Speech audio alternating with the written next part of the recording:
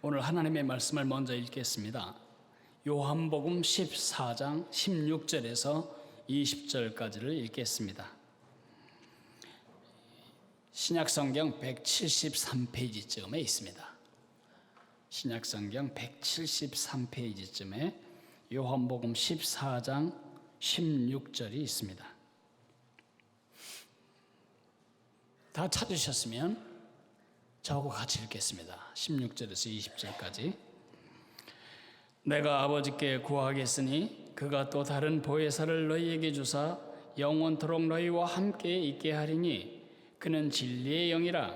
세상은 능히 그를 받지 못하나니 이는 그를 보지도 못하고 알지도 못함이라.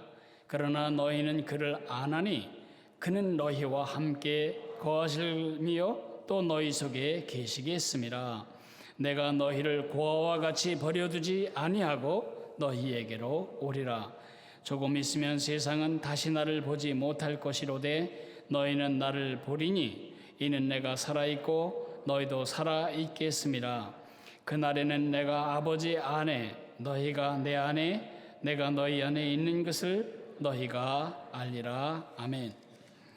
주보 안쪽에 하이델베르크 요리 문답 53문 있습니다. 53문입니다. 성령께 관하여 당신은 무엇을 믿습니까? 첫째, 성령은 성부와 성자와 함께 참되고 영원한 하나님이십니다. 둘째, 그분은 또한 나에게도 주어져서 나로 하여금 참된 믿음으로 그리스도와 그의 모든 은덕에 참여하게 하며 나를 위로하고 영원히 나와 함께 하십니다. 아멘. 이 시대에 가장 심각한 문제는 단절이다 이리 생각합니다. 단절.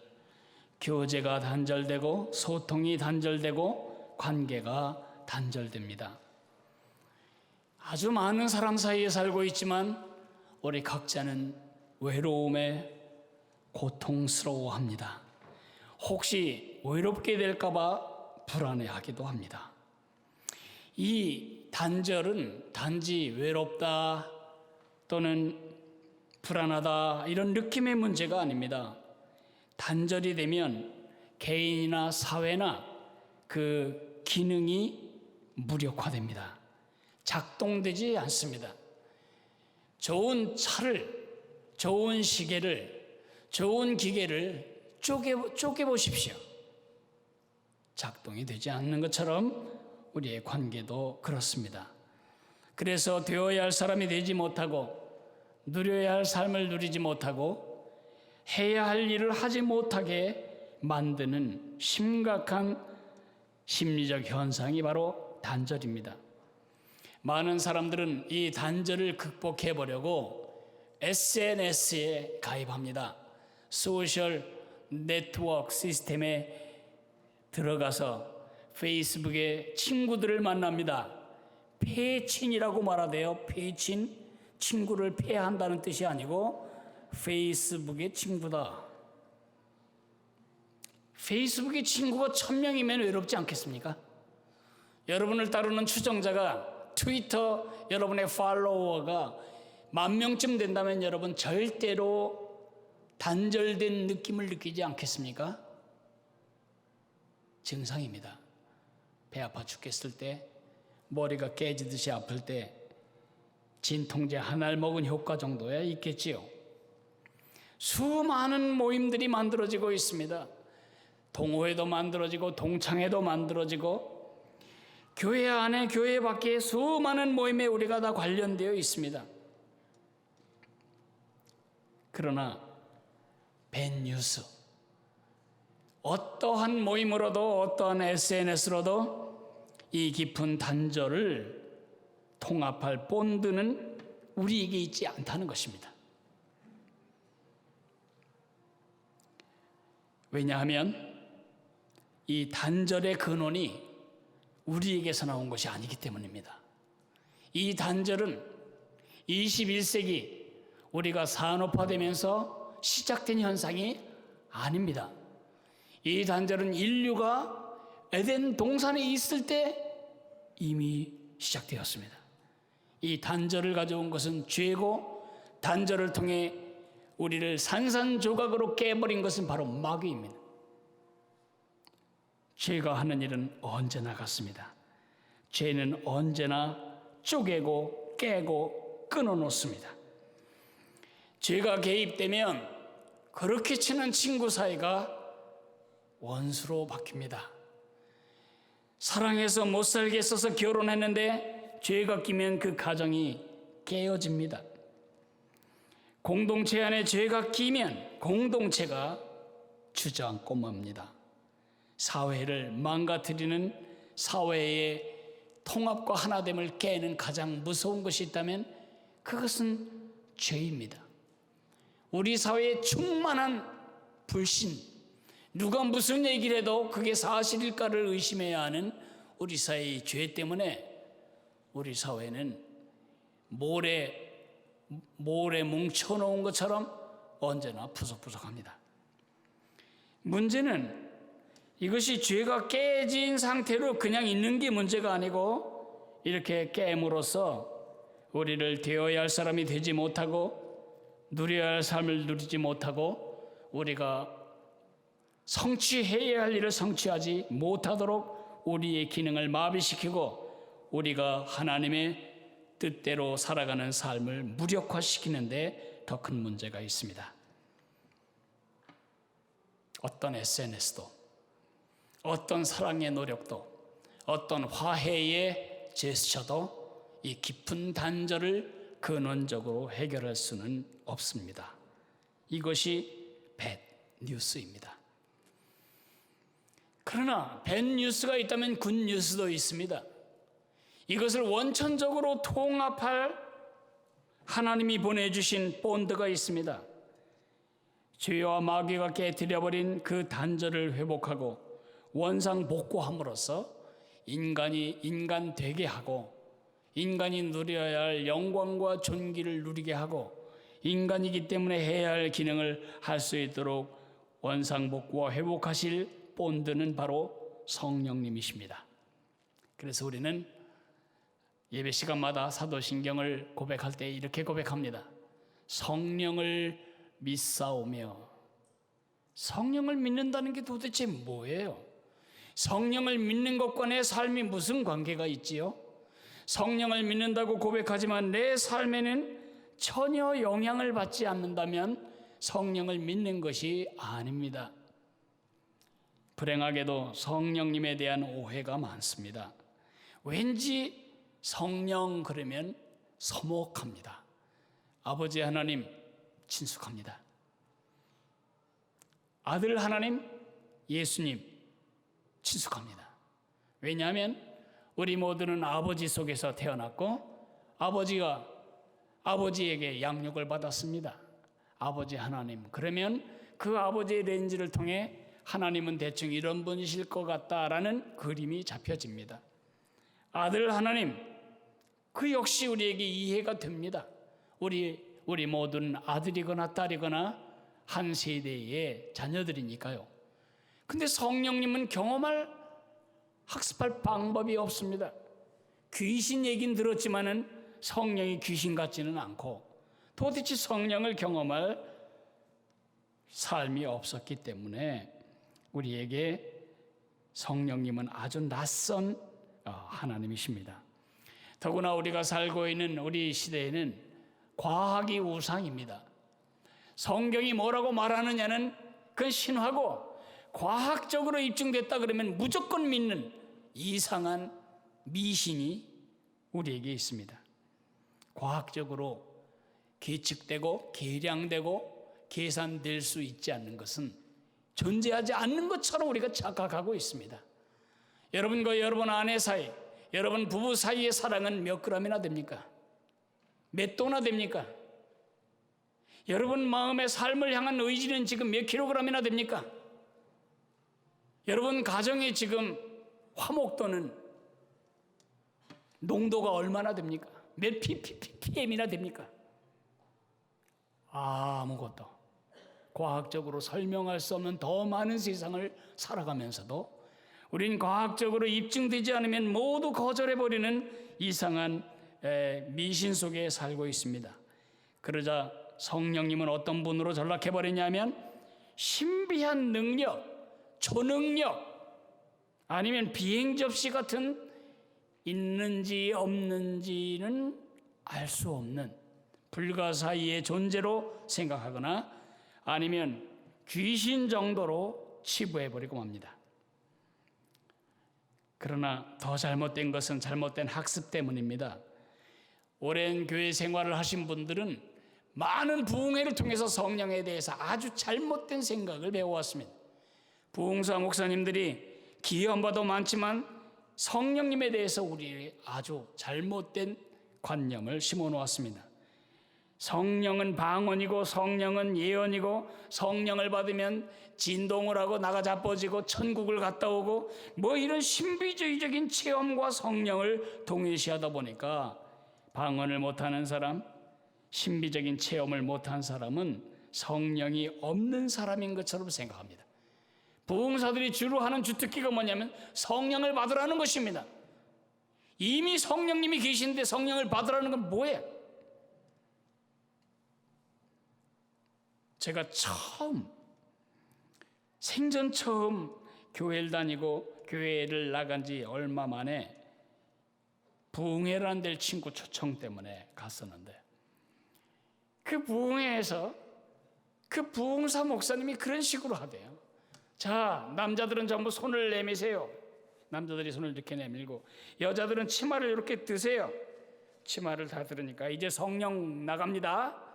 성령을 받으라. 근데 난 그런 모습이 생각이 났어요.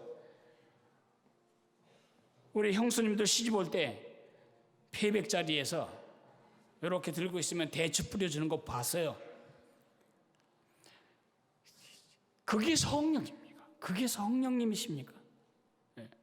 이런 잘못된 관념 때문에 우리는 성령에 대해서 깊은 오해를 하고 있을 뿐만 아니라 성령님이 내게 없어도 별 지장이 없는, 성령님과 나와 어떻게 상관이 되는지 전혀 알지 못하는 병든 믿음 가운데 우리가 살아갈 수 있게 되는 것입니다. 성령님에 대한 바른 이해를 하십시오. 성령님은 그것이 아니고 그분입니다. 성령님은 기운이나 신비한 느낌이나 어떤 신적 파워가 아닙니다. 성령님은 성부 하나님, 성자 하나님과 그 권능과 본질과 영광에 있어서 동일하신 삼위일체 하나님이십니다. 그 성령님, 왜 우리가 지금 헷갈리냐 하면 이 삼위 같은 분이시기 때문에 성경에서 자주 혼용이 됩니다. 그 용어가 딱딱 두부 잘라듯이 잘라지는 것이 아니고 혼용됩니다. 예를 들어 볼까요? 오늘 요한 사도는 우리가 읽은 본문에서 이제 성령님을 보내주시겠다고 말합니다. 그런데 성령이 너희 안에 계실 거라고 말합니다. 너희를 고아와 같이 버려두지 아니하고 너희에게로 오리라고 하셨는데 조금 뒤에는 그가 성령님이라고 말하십니다. 내가 오리라, 근데 성령이 오리라, 같은 얘기를 하고 있습니다. 예수님은 성령님과 자신을 지금 동일한 존재로 표현하고 계십니다. 예수님이 이 땅 떠나실 때에 두 말씀을 하십니다. 내가 세상 끝날까지 너희와 항상 함께 있으리라. 오직 성령이 너희에게 임하시면 너희가 권능을 받고 예루살렘과 온 유대와 사마리아와 땅끝까지 이르러 내 증인이 되리라. 하나는 사도행전 1장 8절이고 하나는 마태복음 28장 끝절입니다. 내가 세상 끝날까지 너희와 함께 있겠다. 성령이 너희에게 오시면 그가 너희와 끝까지 함께 간다. 결국 예수님은 자기 자신과 성령님을 동일시합니다. 그러므로 우리 안에 예수님이 계시다고 말하는 것이나 그의 영이신 성령님이 계시다고 말하는 것이나 다르지 않습니다. 그런 혼용 때문에 우리가 성령님을 오해하는 부분도 있지만 더 중요한 건 성령님은 바로 예수님과 동일하신 분이시다. 동일한 하나님이신데 위가 다르시다. 위격이 다르시다. 그건 설명이 안 되는 대목입니다. 사도 베드로가 초대교회에 첫 번째 사기 사건이 벌어졌습니다. 아나니아 삽비라라는 사람이 밭을 팔아가지고 일부를 장롱바닥에 깔아놓고 일부를 가지고 와서 베드로에게 연기를 합니다. 마치 자기가 가장 헌신적인 헌금을 하는 것처럼 베드로에게 생색내려고 돈을 내밀 때 베드로가 고맙습니다 그렇게 말하는 게 아니고 이렇게 묻습니다. 이게 전부입니까? 그러자 그가 이렇게 말했었어야죠. 전부는 아니고요. 창업자금 조금 빼놓고 아들 장가 보낼 전세비 조금 빼놓고 한 절반쯤 됩니다. 그러면 얼마나 영광스러운 헌신이었겠어요. 근데 그가 이렇게 말합니다. 예. 사도 베드로가 이렇게 말합니다. 그 돈과 함께 내 영혼이 떠날지어다. 그러자 그가 죽게 되는데 죽기 직전에 사도행전 5장 4절에서 사도 베드로는 이렇게 말합니다. 네가 어찌하여 성령을 속이고 지금 성령이 너를 다 보고 계신데 어찌하여 성령을 속이고 그러더니 5장 5절에는 네가 사람에게 거짓말한 것이 아니라 하나님께 거짓말함이라고 말씀하십니다. 그러니까 사도 베드로에게 있어서 성령님은 정확하게 하나님과 같은 영광과 권능과 지위를 가지신 하나님이라는 사실, 그것이 그의 말 속에서 드러나고 있습니다. 그러나 이것은 단지 우리가 믿고 따르는 단순한 교리가 아닙니다. 이것은 우리의 매일의 삶의 실제적인 부분입니다. 이건 우리 실존에 있어서 치명적인 관계와 상관이 있습니다. 왜냐? 성령님은 두 가지의 주특기를 가지신 하나님이십니다. 그 두 가지 주특기가 바로 여러분의 오늘이 있게 만들고 여러분이 오늘을 오늘답게 살게 만드는 주특기이시기 때문에 그것이 여러분에게 아주 중요하고 상관이 있다고 말씀드리는 것입니다. 첫째 주특기는 묶으시는 주특기입니다. 연결되게 하시는 주특기입니다. 깨어지고 쪼개지고 나뉘어진 것을 하나로 붙이고 묶고 연결하는 그것이 성령님의 주특기입니다. 제가 지금부터 성령님이 주특기가 어떻게 발휘되는지를 잠깐 설명을 하겠습니다. 태초에 하나님이 천지를 창조하시니라. 창세기 첫 장 첫 절입니다. 그 다음은 이렇게 됩니다. 땅이 혼돈하고 공허하고 하나님의 신은 성령 혹은 성신은 수면 위에 운행하고 계셨다. 여기 지금 아무것도 아니고 아무것도 없었던 그 빈 세상이, 빈 지구가 있고요. 여기 전능의 하나님이 계십니다. 이 지금 공허하고 혼돈한 세상과 하나님 사이를 연결함으로 우리가 살고 있는 이 세상이 창조되게 하십니다. 하나님이 사람을 만드셨습니다. 그 온 우주 만물 중심에 서서 하나님의 통치 동역자로서 세상을 다스리고 지배하고 관리할 하나님의 형상을 닮은 인간을 만드실 때에 흙으로 사람을 빚으십니다. 그는 흙 인형일 뿐입니다. 흙덩이일 뿐입니다. 그런데 하나님이 그 콧구멍에 성령을 불어넣으시자 그 흙덩이가 인간이 됩니다. 흙덩이와 하나님 사이를 연결하는 자신이 본드가 되어 연결될 때에 인간은 하나님의 형상을 닮은 특별한 피조물이 되는 것입니다. 그런 특별한 피조물이 타락했을 때 그런 타락한 인간을 구원하시기 위해 예수님이 이 땅에 오셔야 했습니다. 아들 하나님이 이 땅에 오실 때에 그 아들 하나님이 우리 죄를 담당하고 죽기 위해서는 반드시 인간이 되어야 되는데 인간이 되기 위하여 사람의 몸에서 나야 하십니다.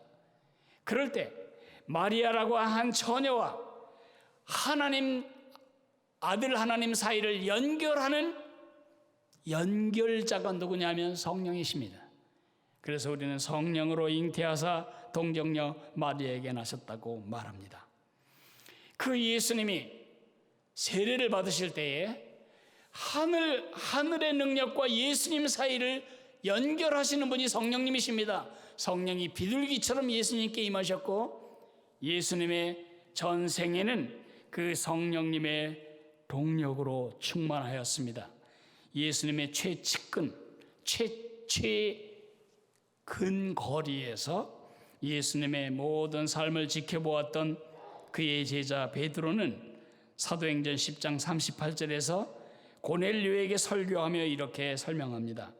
하나님이 나사렛 예수에게 성령과 능력을 기름 붓듯 하심에 그가 두루다니며 선을 행하시고 마귀에게 눌린 모든 사람을 고치시니 이는 하나님이 함께 함이라 라고 말하고 있습니다. 그러니까 예수님이 고치셨다 그렇게 말하는 게 아니고 하나님이 부으신 성령으로 말미암아 예수님이 그 큰 기적과 능력을 행하셨다고 말하고 있는 것입니다. 예수님과 하나님의 아버지 하나님의 능력을 연결하십니다. 그분이 십자가에 죽으시고 다시 살아나십니다. 베드로 사도는 베드로 서신에서 그가 성령으로 죽음을 깨고 다시 일어난 것에 대해서 말합니다. 예수님이 하늘에 오르시고 승천하신 후에 10일 만에 오순절날 성령을 보내십니다. 그 성령이 내가 다시 오마 말씀하셨던 바로 예수님 자신의 영이십니다.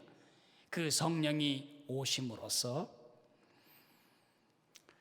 2000년 전에 만들어 놓은 이 하나님과의 만남의 다리를 2000년 후든 1000년 후든 아시아에 살든 유럽에 살든 연결되게 하시는 분이 바로 성령님이십니다. 성령님이 이 땅에 오셔서 복음을 듣게 하십니다.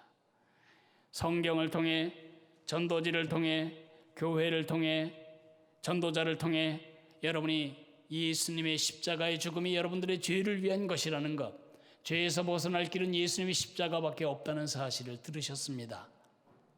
그것을 성령의 외적 소명이라고 해서 신학적인 말로는 외소라고 부릅니다.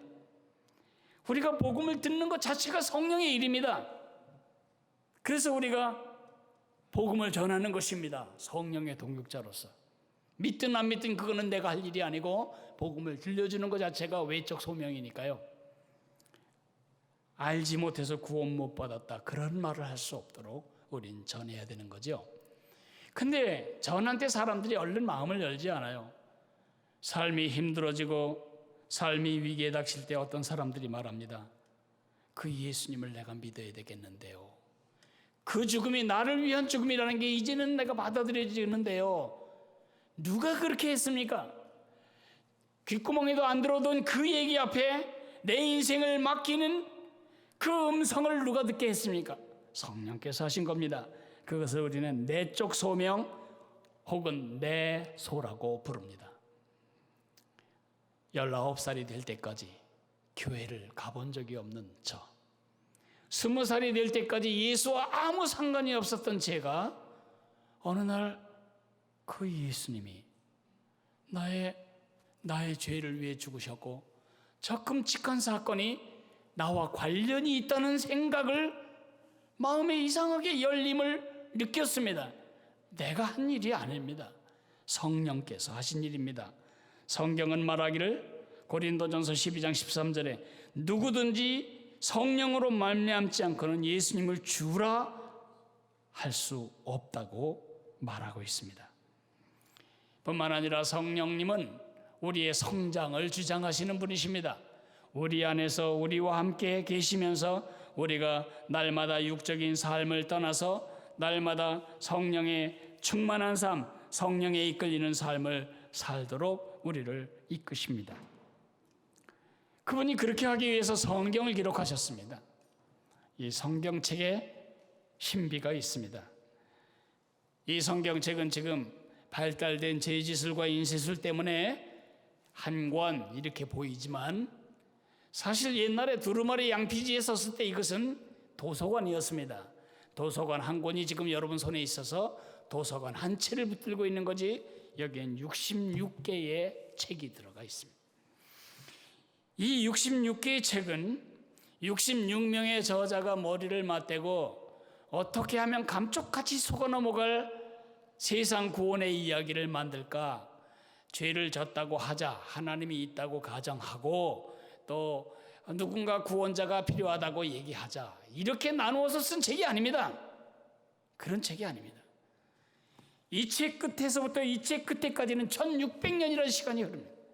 1600년 동안 쓰고 죽고 왕도 쓰고 목자도 쓰고 농부도 쓰고 어부도 쓰고 온갖 종류의 40여 명의 저자들이 쓰고 죽었습니다. 1600년간 써진 글이 하나의 이야기를 하고 있다면 그것은 무슨 뜻일까요? 저자가 한 분이라는 뜻입니다. 1600년 동안 죽지 않을 저자가 있었다는 것입니다. 그 저자가 바로 성령님이십니다. 그래서 창세기에서 우리는 벌써 계시록을 보게 되고 창세기 12장에서 우리는 예수님을 보게 되는 것입니다. 성령께서 기록한 이 성경은 성령이 또 가르쳐 주십니다. 우리가 하나님을 만나는 방법은 예수님을 통해서만 가능합니다. 예수님을 만나는 방법은 성령님을 통해서만 가능합니다. 성령님을 만나는 방법은 말씀을 통해서만 가능합니다. 복음이 안 들려진 자리에서, 복음의 말씀을 모르는 자리에서 성령이 사람들을 구원하는 일은 없습니다. 성경을 펼 때 우리는 성령님이 계신 방 안으로 들어가는 것과 같습니다. 성령이 우리에게 진리를 가르쳐 주실 때에 우리는 그 말씀을 이해하게 되는 것입니다. 요한복음 16장 13절에 진리의 성령이 오시리니 그가 너희를 모든 진리 가운데로 인도하리라고 말씀하셨습니다. 이렇게 말씀과 성령과 우리를 연결하고 말씀과 우리를 연결할 뿐만 아니라 예수 믿는 너, 예수 믿는 나, 우리를 하나로 연결하신 분이 성령님이십니다. 그걸 우리가 교회라고 부릅니다. 교회가 어떻게 시작되었죠? 오순절에 성령이 임하심으로 시작이 되었습니다. 성령은 붙이시는 분이고 본드 하시는 분이고 바인드 하시는 분이십니다. 예수님은 우리를 하나로 묶으십니다. 그것이 바로 교회입니다. 교회가 통 속에 들어가 있는 모래알이 아니고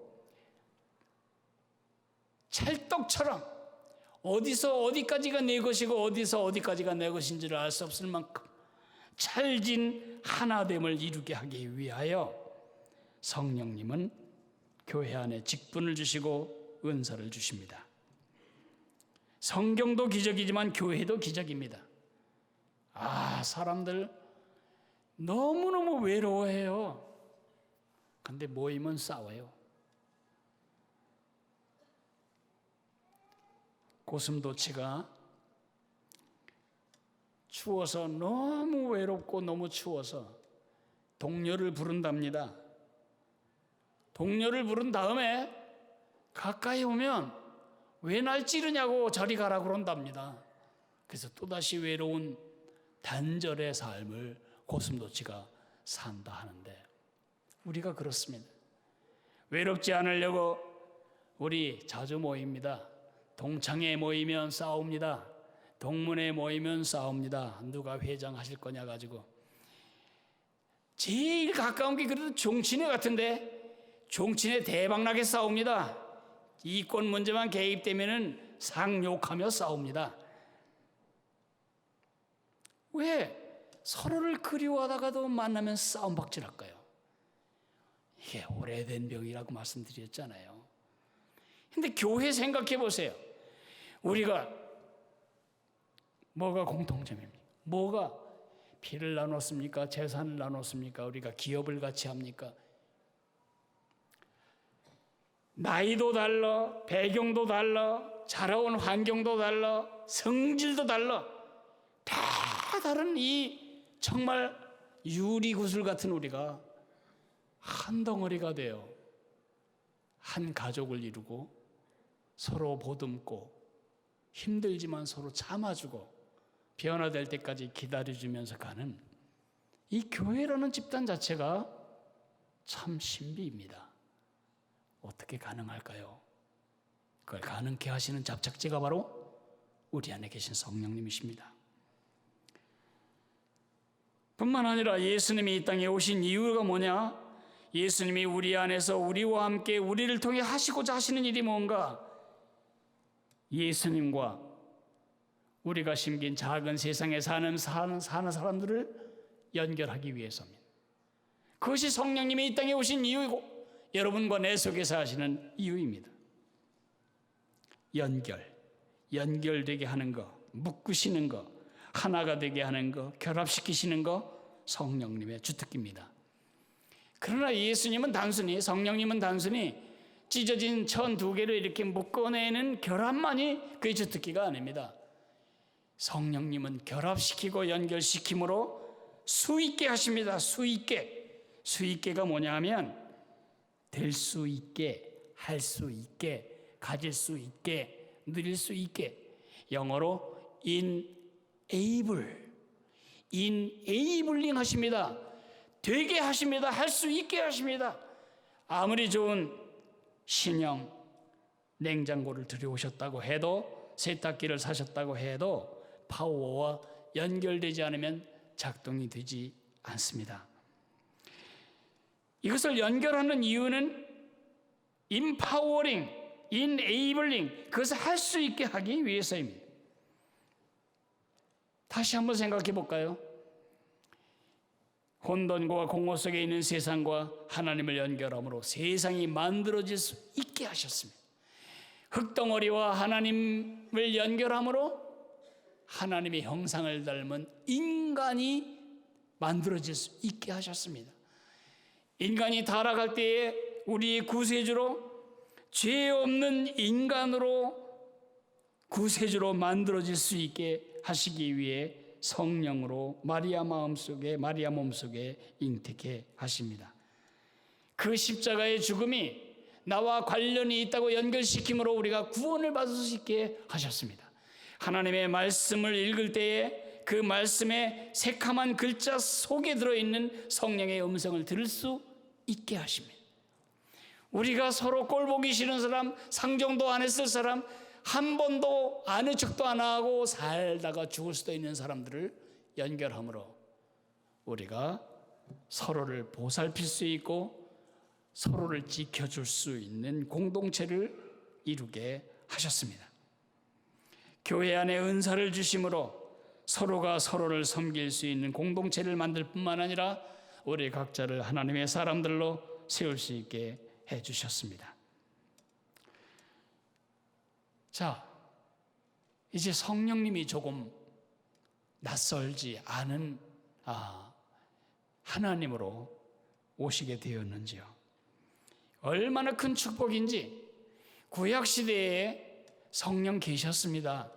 그러나 구약시대에 어떤 특정한 사람에게 특정한 목적을 수행하기 위하여 특정한 시기에만 임하셨던 그 성령님이 신약의 성도들에게는 누구든지 예수 그리스도를 나의 구세주와 주님으로 모셔드릴 때에 이미 그 안에 오시게 됩니다.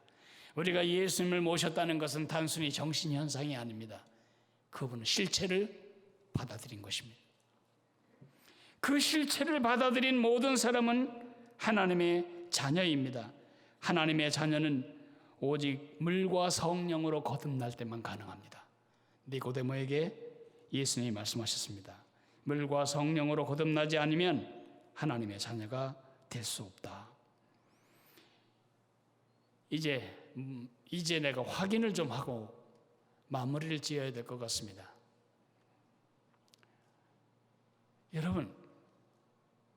여러분이 정말 죄인이라고 믿으시나요? 죄인이었다고 믿으시나요? 그 확신 성령께서 주신 겁니다. 예수님의 십자가의 죽음이 여러분의 죄를 해결한 유일한 대안이라는 사실이 믿어지시나요? 그것도 역시 성령께서 하신 일입니다. 하나님 아버지라고 믿어지시나요? 누가 부인해도 그걸 나는 부정할 수 없는 확신으로 하나님이 내 아버지시다 그렇게 믿고 사시나요? 성령께서 여러분 안에 계신 증거입니다. 지금 성령이 내 안에 계시다 그렇게 믿는 사람 고개 끄덕여 보세요. 잘 모르겠다 그러면 이렇게 하세요.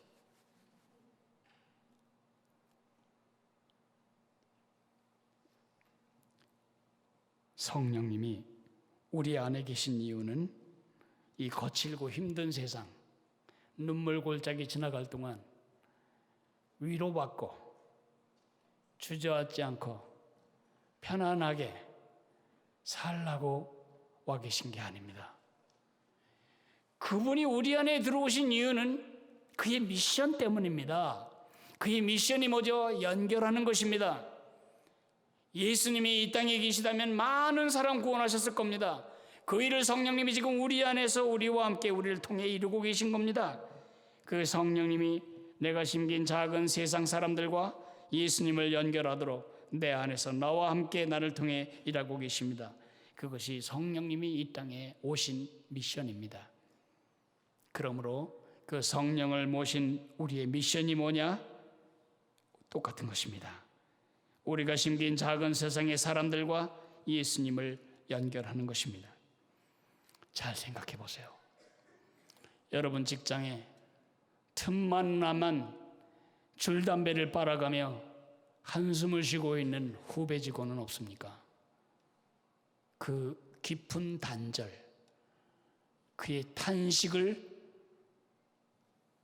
끊어낼 수 있는, 회복할 수 있는 유일한 대안은 성령님밖에 없습니다.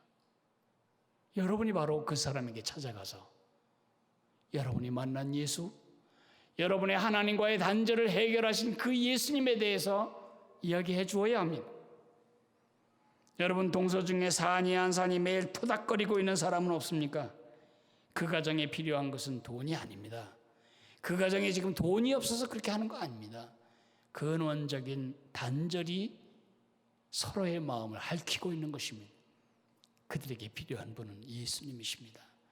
하나님께 돌아오기 전까지 그 단절은 절대 해결되지 않을 것입니다.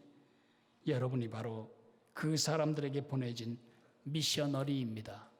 그 미션. 세상이 죄와 마귀가 깨어버린 그 단절의 고통에서 저주에서 벗어날 유일한 길은 여러분 안에 계신 성령님과 함께 그 세상을 예수님과 연결시키는 것입니다. 그것을 우리가 전도라고 부릅니다. 전도란 교회의 교인 수 늘리는 작전이 아닙니다. 저는 전도란 말을 잘 안 쓰는 이유가 전도란 말이 얼마나 살고 죽는 날 개인의 문제인데 그것이 꼭 교회의 종교적인 교회 공동체를 부흥시키는 수단으로 아주 전락을 해버렸습니다. 가장 중요한 것은 하나님과 끊어져 있는 그 상태를 연결하는 연결자이신 성령님의 동역자로서 그들과 예수님 사이를 연결하는 일입니다. 말씀을 정리하겠습니다. 성령님은 전문가이십니다. 묻고 컴바인 하시고 힘을 주시고 컴포트 하시고 그런 점에서 우리의 제일 근원적인 문제가 뭔지를 정확하게 인식하셔야 합니다. 넌 크리스천이 짓는 가장 큰 죄는 하나님의 구원을 거절하고 자신이 하나님으로 사는 죄라면, 크리스천이 짓는 가장 큰 죄는 이 안에 하나님을 모시고도 그 하나님을 싸그리 무시하고 내가 하나님 행세하며 내 마음대로 사는 죄, 육을 따라 사는 죄입니다. 성령 충만하지 않은 것이 성도들이 짓는 가장 큰 죄입니다. 성경은 말합니다. 육신을 따르는 자는 육신의 일을, 영을 따르는 자는 영의 일을 생각하나니 육신의 생각은 사망이요 영의 생각은 생명과 평안이니라. 육신의 생각은 하나님과 원수가 되나니 이는 하나님의 법에 굴복하지 않을 뿐만 아니라 할 수도 없습니다. 육신에 있는 자들은 하나님을 기쁘시게 할 수 없느니라. 성령 충만이라고 하는 것은 신비한 느낌을 말하는 것이 아닙니다. 내 안에 계신 예수님 그와 함께 굴복하는 것을 말합니다. 내 마음대로 살지 않는 것을 말합니다. 들어가 계세요. 이 일에 대해서는 내가 더 잘 알아. 예수님보다. 성령님 자주 가 계세요. 성령님 입장에서 한번 생각해 보세요. 얼마나 모멸감이 있는 일인가. 성령을 모멸하면서도 전혀 수치스러움도 모르고 사는, 우리 안에 계신 성령을 멸시하면서도 내 마음대로 하나님 행세하며 살아가면서도 그런 삶이 마치 자연적인 삶인 것처럼 유지하고 있는 우리의 뻔뻔스러운 모습에 대해서 회개할 필요가 있습니다. 여러분이 항상 회개해야 하고 항상 기도해야 할 것은 성령 충만입니다. 성령 충만하지 못한 죄를 용서해 달라고 기도하고 성령 충만하게 해달라고 기도해야 합니다. 여기 장갑 한 켤레를 보여드립니다. 성령님의 능력과 전능하신 하나님과 여러분을 비교할 때 여러분과 내가 장갑 하나로 비유되는 것이 절대로 자존심 상하는 일은 아닐 것입니다. 저 장갑 안에 어떤 손이 들어가느냐에 따라서 저 손은 의의 병기도 될 수 있고 악한 병기도 될 수 있습니다. 저 장갑 안에 사람 목을 졸라 죽이는 살인범의 손이 들어가 있다면 저 장갑은 살인 도구로 증거로 제출됩니다. 저 장갑 안에 지문 없이 은행을 털고 싶은 강도의 손이 들어간다면 저는 강도의 도구가 됩니다.